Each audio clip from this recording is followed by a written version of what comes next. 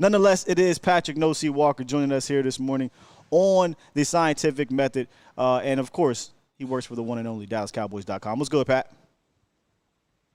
Damn, man. You're already in full off-season mode, huh? I can't even get my theme music. Yeah, I can't. I'm sorry. I don't have the theme music today, brother. Give me my theme music. I can't do it today, but I got you next time, fam. I got you next time. How we doing this morning? I know, man. I know. All good. I'm good, man. I'm good. I'm out here just traveling a little bit out here in North Carolina with some family, man. Just stretching the off-season legs before the NFL Combine gets jumped off. But, we got some things to talk about here. I want to pull you in here on our mailbag segment. I was just sitting here talking about this one question. I didn't even, send this one to you. But I thought it was interesting. The Ed, I think it's Ed Helinsky. He asked this question. In your opinion, will it be a precision of a scalpel, chainsaw, or pizza cutter on how the Cowboys shape their offseason? I thought that was a fantastic question. Scalpel, chainsaw, or pizza cutter, Pat?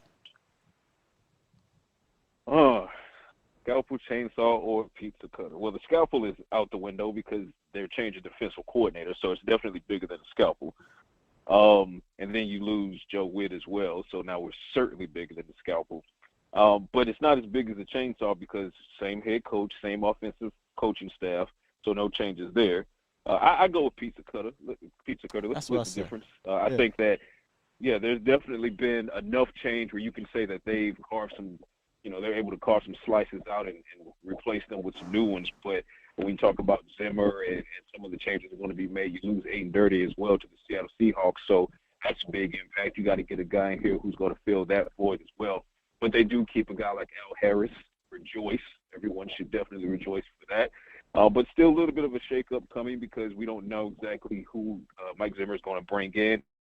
I kind of get the feel that he's had maybe one or two guys that might have been players for him at some point. Be it with the Cowboys or probably with the Cowboys because at that point they'd be old enough to enter the coaching ranks. So it'll be interesting to see. But of those three things, it's definitely not a chainsaw because a chainsaw kind of invokes thoughts of a whole rebuild, and that's not what's happening.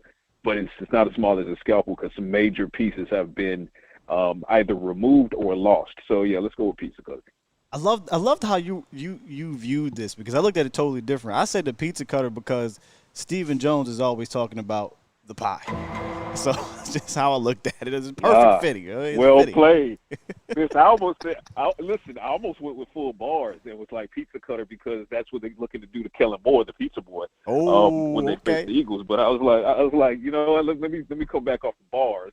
But thanks for giving me an opportunity to drop that, though, because that was in my head. I call Kellen Wonder Bread because they call him Wonder Boy. I call him Wonder Bread. That's a whole different discussion.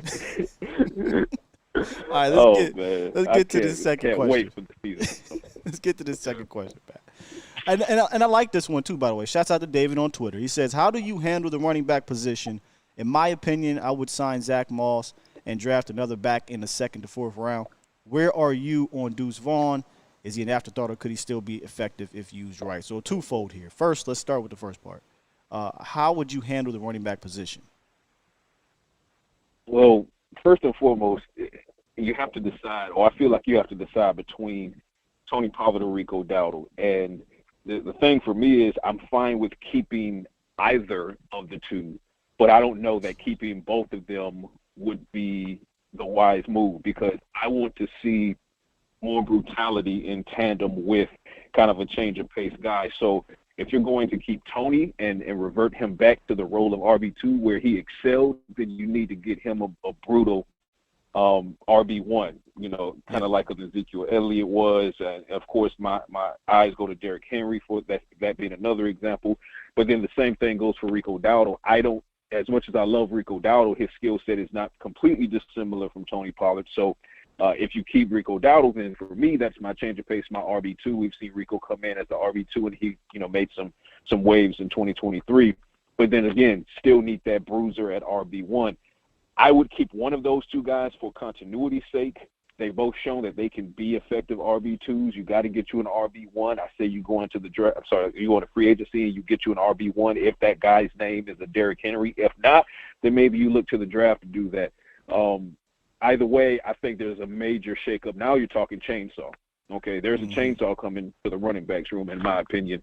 And going to the second part of the question, which is the Deuce Vaughn variable, I mean, we all want to see Deuce Vaughn do more and be given more opportunities, but we also have seen that in the opportunities he's been given, he's not really lived up to what we feel that he can be and what the team feels that he can be, and that's why he ended up, on injured reserve for the most part. So, and inactive list for a lot of his rookie season. So you got to wonder, like, at this point, what does his second training camp look like? Can Deuce Vaughn beat out Malik Davis? Hell, he beat out Snoop Connor, who was signed on a futures deal. So, I mean, that's a variable as well. But then, I look at the draft, and I feel like this is a draft where you can get a very good, possibly a starting running back without using one of your first two picks on it. I mean, it could be a late day 2, early day 3, and you can get somebody that's quite effective, like the kid out of Michigan. And I tweeted it when I was watching Michigan play in the college football playoff. That guy is somebody that I would love to have in Dallas. And I know Dallas Cowboys fans are like, oh, no more Wolverines. Okay, just relax. Don't blame the school, right? We hold the player accountable, not the school. But that's just an example of what I mean. I going into training camp, I think that this running backs room is going to look wildly different. I would prefer that it look wildly different from what it did a year ago.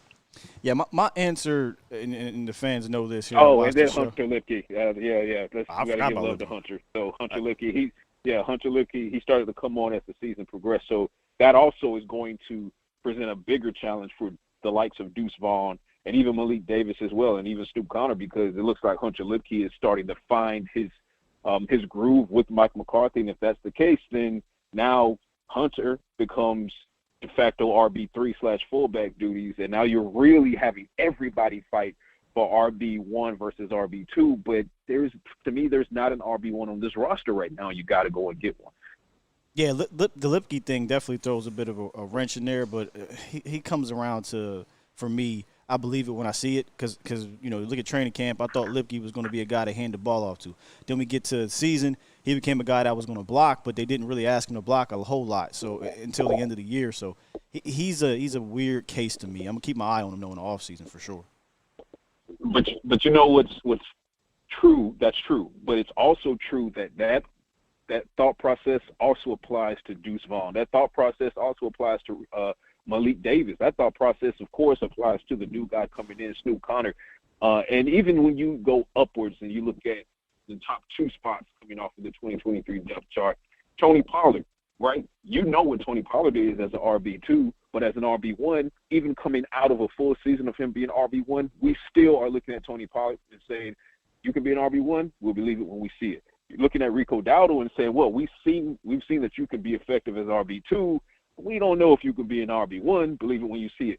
Every single running back on the Cowboys' current roster, that logic applies to, and that's why there needs to be a major shakeup, because there's no one you can point at and say, that's my guy, and then you can figure out the change of pace from there. So they got to find the guy.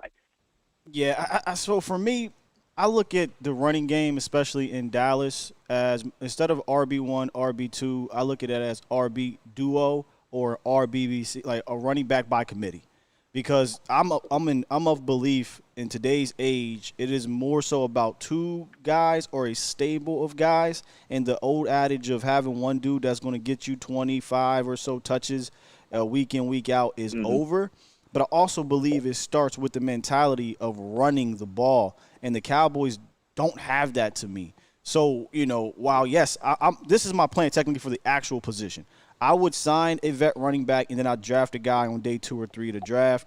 But more importantly, man, I need that to have a plan come with it. I need that plan at the position to complement each other.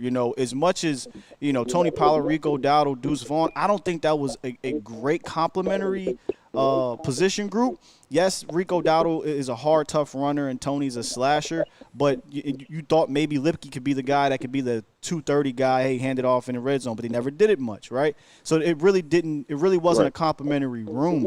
So for me, I would like them to have a true plan and also complement the room. So that could be a whole bunch of different things. You say, well, maybe you bring back Tony, but you complement him with the power guy. You bring back Rico, complement him with another guy. Hell, even if you draft a guy in day 2 or 3, maybe you sign, somebody that's a complementary piece to that afterwards. But I'm more about it's the how, not necessarily always the style of runner behind the line. Because if you don't block it up and if you don't really have a plan in running it, you just will look like in my opinion, how the Cowboys look this year. I felt like, and you tell me if I'm wrong, but I felt like to me, Pat, they viewed the run game as a throwaway option. It never really was they were unserious about it. And when it was time to really run, they couldn't because they didn't really know how. So what happened? Now it's all on 4, it's all on 88, and if that fails, there's no insurance. And I didn't like that. Right, and you make an excellent point. And let me clarify that I actually am right there with you as far as it being complimentary. When I say there's no one in the room that you can look at and say that's the guy, I'm speaking just to the task of RB1. And I go back to the Skip Pete administration, and the thing that I loved about Skip Pete, and I wrote a piece on this because he and I had a good conversation about it, the sledgehammer and the sword. The sledgehammer and the sword. The way Skip Pete operated was, it wasn't about necessarily who was the starter. It was about the fact that Ezekiel Elliott's skill set was completely complementary to Tony Pollard's and vice versa. And that's how they worked well, and that's why the Cowboys had such an effective run game when those two complementary styles were in the building. What they're missing right now, like you said, is they're missing that complementary style. Everything Tony Pollard can do, Rico Dowdle can do. Everything Rico Dowdle can do, Tony Pollard can do. And the problem is those are your two top running backs. So no matter which one is in the game, the defense doesn't have to adjust. They already have the timing down. One thing that Skip Pete pointed out, which was magnificent, was that he would play Ezekiel Elliott to, 1 down, 2 down, 3 downs to get the timing set up for the linebackers on the opposite side of the ball, and then he'd throw Tony in there who's quicker, who's a little bit faster. But now the angle, the approach, and the point of attacks are different. So they think that because now they have muscle memory over the last few snaps playing against Ezekiel Elliott, if I get to this point right now, that's a tackle for Ezekiel Elliott. But when it's Tony Pollard, if you get to that particular point, Tony's already gone. The problem in 2023 was it's Tony, and then you enter Rico, and guess what? It's the same quickness. It's the same. So you got to get somebody that's complimentary is what I'm saying. And, Pat, let's be completely honest here. It was Tony. Hey, Rico. Tony. There we go. Tony. It was hardly ever Tony, Rico. It was hardly. Yeah. It wasn't even a split duty. Yeah, I feel like Rico I didn't feel like I did the research, but you can go look at the numbers. I think he has some along the lines of like 10 games with less than 7 carries, man. Might even more than that. Probably was more than that. Yep. But it never – and this is what blew my mind, Pat.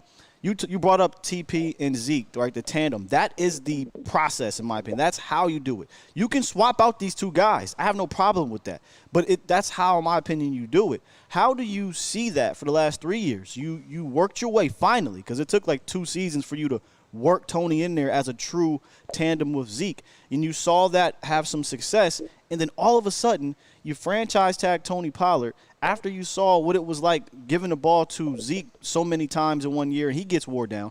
You franchise tag him and you say, well, because we pay him, he's got to be the guy that toasts the rock 80% of the time. And look what happened. It took him a while coming back from the injury. How do you look at just the success you had? And when I say success, it's success, but it never really followed over in the postseason. But the success you had in the regular season for the most part with the tandem backfield, and then you get to this season and you say, we're just going to roll with Tony Pollard. If you would have told me back in March, I would have said, scrap this whole entire plan. Screw franchise tagging Tony. It was never going to work. Come on, man. That's never going to work. So the plan has to change. Especially when you consider one of the underlying concerns going into last season when it came to Tony Pollard was that he had not been the feature back since high school. That point had been hammered home 1,000 times over the course of the months that went into the regular season. Yeah. What can Tony Pollard be as a feature back, considering he had not been a feature back in Memphis? He hadn't been a feature back since high school. And then what's your plan? Your plan is to make him the feature back to the point where it's not even a tandem anymore. Now we're completely looking at Tony Pollard in 2023 and saying, you know what? we're going to put you on a franchise tag, $10+ million, fully guaranteed.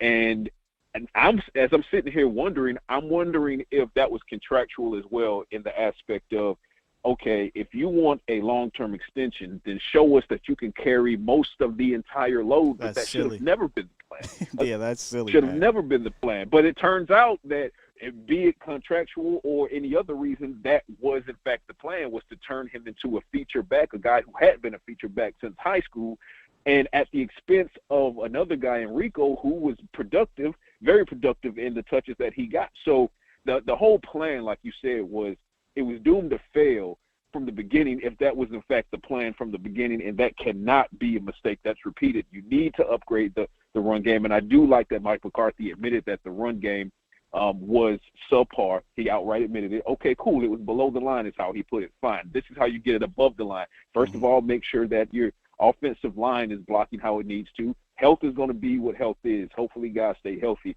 But regardless of who is in, you need to make sure that they're all on the same page. That goes to offensive line coaching as well, which is a story for another day. But then when you look at the running back core, again, first question, what's your plan? Is your plan to have one guy be a feature back? Because if that is your plan, then you have no one on the roster who can do that. No one. Second of all, being that needs not to be your plan, you need to identify a complementary talent to either Tony or Rico, and then have those other guys, Malik and Hunter and Deuce and Snoop, fight for it behind them in training camp and let that kind of sort itself out. But again, chainsaw, because the running game, I'm not going to say that it was a mess last year, because it wasn't. I wrote it, one of the Science Lab columns was that it was too middling for me. That was the problem. It was too middling. It wasn't bad, but it wasn't good. And then when it came to the point where it had to be good, like you said, it couldn't be good because it hadn't been good all year. Yeah, so it wasn't reliable for the offense to get together. No, not at all. Yeah. But to be fair to the run game, like you said, it was never really given a chance to be reliable. The plan going into the season for the run game was doomed to fail, as we just sat here and said. The group of talent that you had, the only complimentary piece that you really had was Deuce, but he didn't step up as a rookie to provide what you needed. So that completely left you with basically a doppelganger and an original. So you had Tony and Rico, which is his doppelganger as far as skill set is concerned, but those two things don't complement each other because they're the same thing.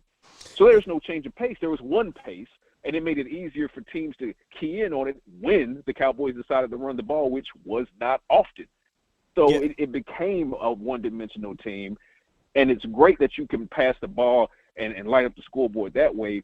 Let's be clear, folks, we are not taking away from that because we've been waiting to see that from the Cowboys for a few years. I know we had it with Kellen, with the Mari Cooper, era and things like that, but it kind of went back to running and now it's back to passing. Great. Where's the balance, though? Where's the fact that when your passing game is struggling, as it will a game or two, why can't you run the ball? And you can't run the ball because your plan was faulty and you don't have the complementary pieces to do so.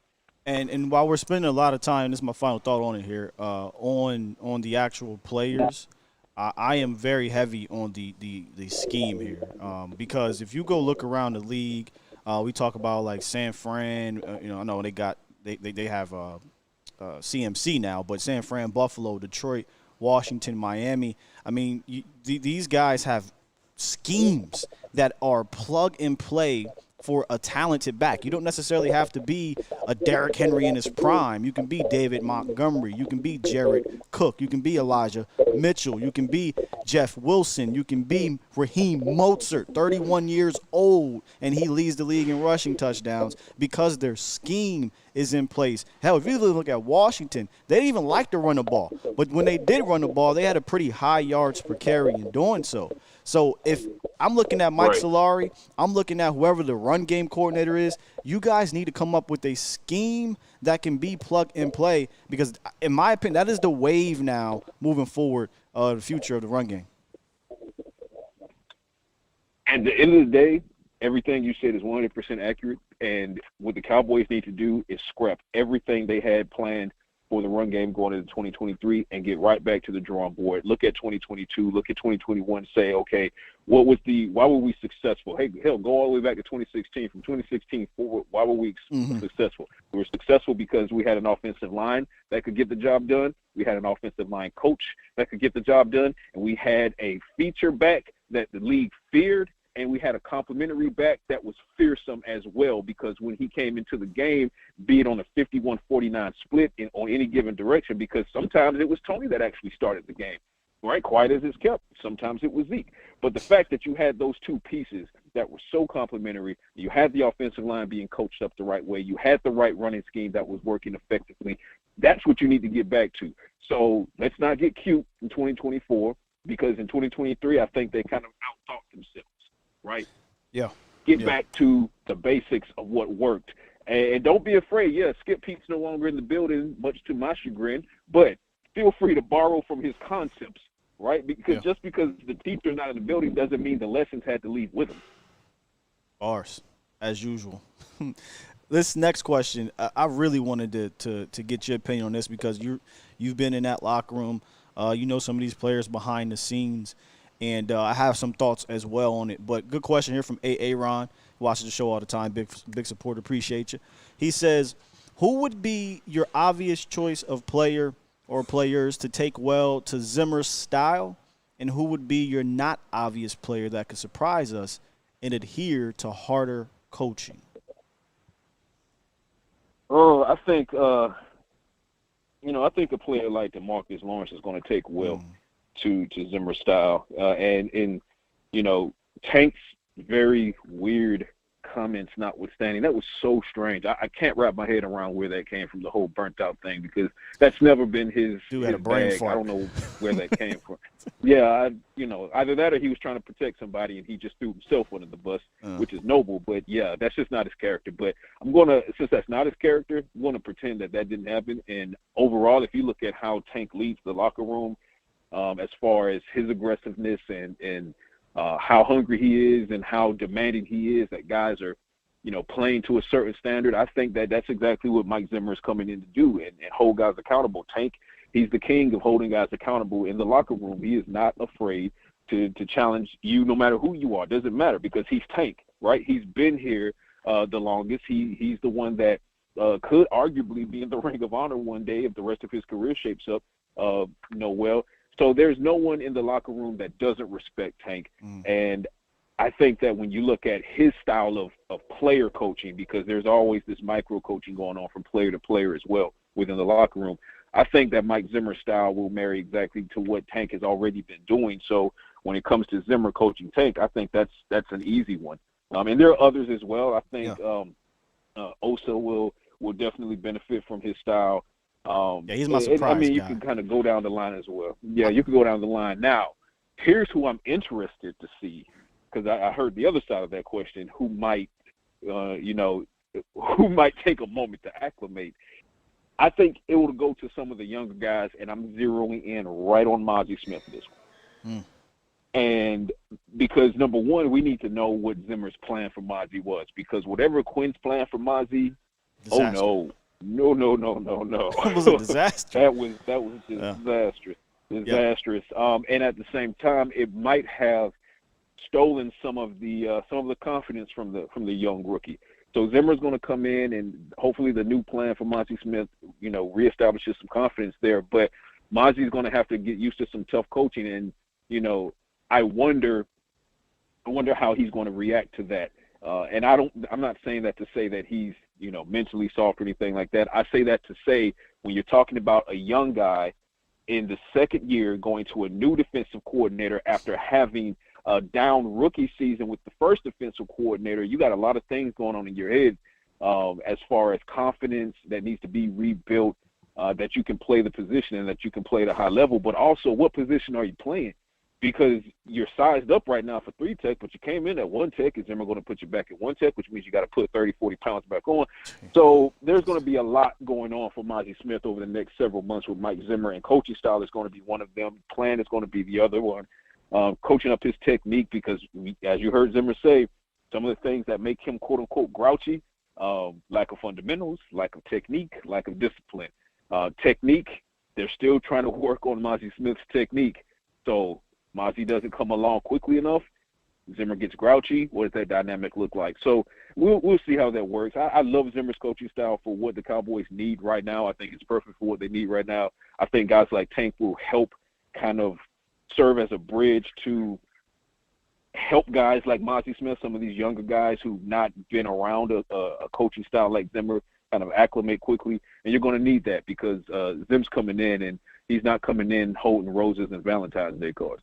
Nah, I got a few obvious answers here for who I think will take well, and one of them is a veteran if he returns, and Stephon Gilmore. He's a guy that played under Bill Belichick, and Zim is a defensive backs coach, right? So I feel like whatever coaching that he gets, I think he'll actually lean on Steph, to be honest, and say, hey, man, this is what I need you to relay to these guys. Maybe not in the manner that I'm going to do it, but this is what I'm looking for because he's very technical in his approach. And the other one is Trayvon Diggs. Diggs played under Nick Saban. I mean, this is not going to be a shocker to Diggs, perfect. bro. And Diggs is going to get coached by Zim. Trust and believe. And I wanted to chop it up, but I'm remote today. There's a audio out when he was talking to Marvin Lewis, and he was talking about Trayvon Diggs, and he was very complimentary of Diggs, but you can tell, Zim ain't been away like y'all think, but you can tell he's watching and studying him because he's like, hey, sometimes technically he's flawed, but he's such a good player. He's able to make plays. He can be boom or bust, all the things that we know from Trayvon Diggs. So I'm pretty sure that Zim is going to come in and say, hey, Diggs, need you to clean up some things technically. You did that the previous season. Your interceptions went down, but you locked it up a little better, right? Imagine if we continue to develop that and you're now just completely shutting down the entire side of the field, a la Darrelle Revis type stuff. Not saying he'll go there, but if Zim can coach him up that way, I think Diggs can go right back to being an all-pro if he comes back healthy. So, Diggs, Gilmore, Wanye, because he talked about it. Wanye said, hey, I want to be coached hard. I think those are obvious ones. A surprise, I got two surprise ones for you here. Sam Williams. Sam Williams could surprisingly adhere here because I think he needs it. And I think Sam Williams needs somebody to get on him in this manner, but not in a who was the defensive coordinator prior, not in a Mike Nolan way, Pat, but in a way where I'm going to sit you down, I'm going to give it to you real, but because I see the potential in you and you need this. And if he can't adhere, then Sam, I think, will be the next boss man fat. That's just how I look at it, Pat, for Sam Williams, that is. No, for Sam, that's going to be an interesting one, definitely, because Sam, I will say this, and I've said this before, while Sam has an issue sometimes with the self-discipline aspect of it, and you could talk about the penalties, some of the, the off-the-field things, whatever the case may be, though that's true. But it's also true that Sam Williams is extremely coachable. He is extremely coachable because he wants to be great. He wants to be on the field. He wants to do the right things. So because you have someone who's so wildly coachable like Sam, I think he'll take well to Mike Zimmer. I think he's going to eat that up, to be honest, because that Mike Zimmer's coming in, die hard, tough nose, hard-nosed ball coach. I think Sam, and it's not like Sam is himself not used to that. I mean, this is a Southern boy, right? This is Ole Miss. He's coming in with this, and I also he got it from the mud. That's what I mean. So there you go. And then when you talk about Trayvon, yes, you're talking about a guy who came in coached by Nick Saban, who is an old school ball coach like Mike Zimmer, who's an old school ball coach like others like Steve Spurrier and things like that. If you were coached by Saban, you already know what's up. Yeah. But here's the added layer to it, and this is kind of what I was intimating pre-hire when it was just candidacy and we were ranking who we wanted and who we would have not preferred, and I was completely off the Rex Ryan thing, whatever. When you talk about Zimmer, for those that are unaware of Zimmer's coaching history, when he was first with the Cowboys, his first 13-year stint with the Cowboys, he started as a defensive assistant, and then he went to, guess what, folks, a defensive backs coach. He was a defensive backs coach. So he coached the likes of Terrence Newman. He coached Deion Sanders. And now you focus on him doing the same for Trayvon Diggs, doing the same for Deron Bland, and keeping a guy like Al Harris in the building. I mean, what we've seen from Trayvon Diggs, what we've seen from Deron Bland, special. I think that there is a chance that those things can be that much more special with Zimmer in the building